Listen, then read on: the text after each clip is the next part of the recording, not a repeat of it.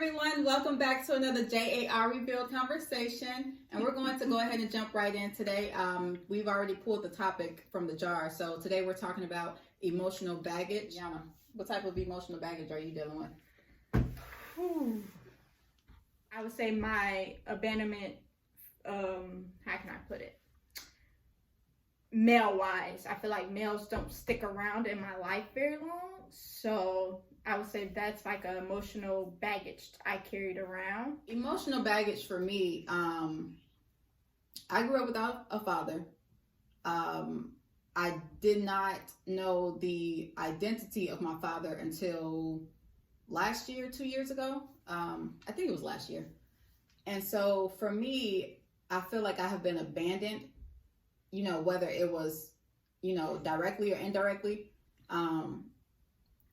And I carry that, till today, because I'm always looking for a man to show me some type of affection, to show me some type of attention, to comfort me. And it's hard because it's like, even though I want it from them, like, I don't need it, in a sense. Because you good whether you get it or not, but you would like that feeling. Yeah, I would like to know. And it's crazy because, like, okay, the men that I choose, I'm not looking for them to be my dad, like, I'm trying to find just like a piece of what I may have felt as a young girl with a father in her life. I think that both of you all are just kind of, stressing the point as far as, just a father figure in your life. But not just a father figure. Exactly, and that's what I was getting to say. The stress, you've stressed father, but you've stated about the men in your life. So you do have brothers, and so I understand where it's coming from. You feel as if the men in your life have abandoned you, have not been there for you, have chosen other things over you. And each circumstance is different. You do have a father, and he was in your life early on, but due to just circumstances, now that, it's just, circumstances have changed. So, and that's just something that, just a lot of conversations in households and single parent households or whatever the case may be need to be had. As far as, if you do have a male figure in your life and you feel as if they are not living up to standards. Well, but whose standards? Is it your standards that you want them to live up to? Or your expectations? Then those things have to be conveyed. Each one of us, we have our own separate issues with abandonment. And even though it may be similar, the circumstances behind it are different. And not just a father figure. It can be like anybody. It can be cousins, male uncles, male grandparents, anybody. I just feel like I feel like my issue is because of the abandonment, I don't get close enough to guys because it's like, okay, if I'm getting close, or relationships, I know me, I find myself not getting close to a guy because what's the point if I know at some point you're gonna leave? So I find myself not even getting close or not putting my all because it's like, it's no point. At some point, people just leave. And that's a good and bad. Sometimes you can protect yourself, sometimes you can't, but I'm learning to be more open with letting people in.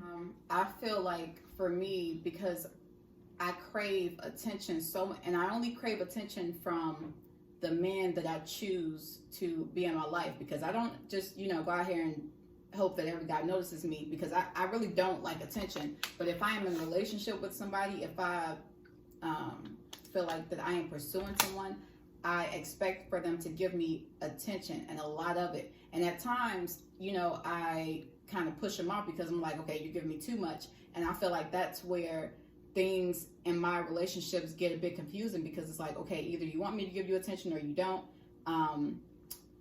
And like you said, I expect them at some point to just leave. I expect the relationship to just end at some point, because for one, yes, I don't believe that, you know, men will stick around for too long, because I have experience or examples in my past of that happening. And then for two, where I came from, nobody got married. If they did get married, they didn't stay married long. Now there are people in like long-term relationships, but they're not married. They're not happy They're in not those happy. relationships.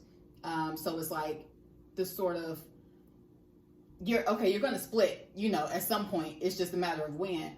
And with that, in all of my relationships, it's like, okay, maybe we're happy now, but something's going to happen. And you know what? I do find myself like self-sabotaging, because it's like, okay, we're not going to last very long, so I might as well go out here and do this thing to enjoy my life, to make myself, you know, feel some sort of happiness.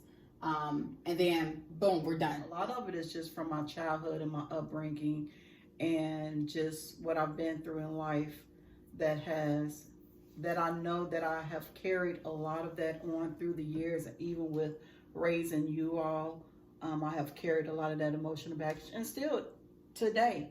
But I'm a work in progress, and I'm trying to, work through those issues. And that's a good thing about, you know, when we come together and when we just have these candid discussions.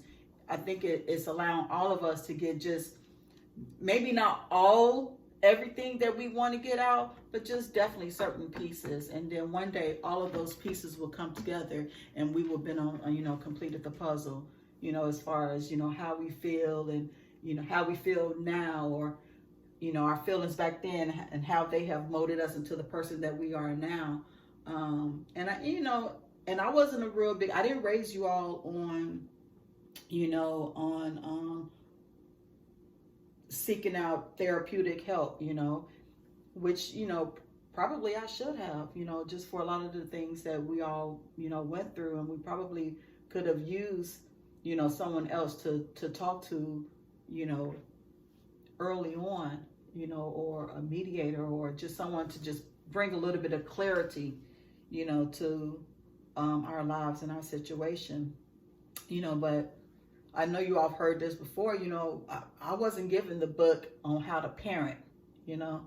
And so a lot of my parenting experiences came from what I've learned, which is an emotional baggage for me that I carry on. But, you know, I'm trying to slowly but surely, because like I said, I'm a work in progress, trying to change those things. And that's why this avenue right here is just real good for us to try to get a lot of those things out. So I just advise any parents, any children, friends, anybody, if don't think just because a person smile or they're just seem like so happy, or they're always telling jokes, that they don't carry emotional baggage. Because I'm not saying everybody does, but sometimes you have to look at it like, okay, well, you can't make fun of that person, or you can't be like, well, you shouldn't feel this way, or this, that, and third, because everybody has something going on with themselves. Everybody does. So I say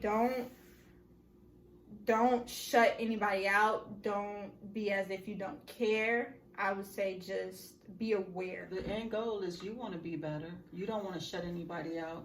You don't want to, you know, you want to try to, you know, heal from the inside out.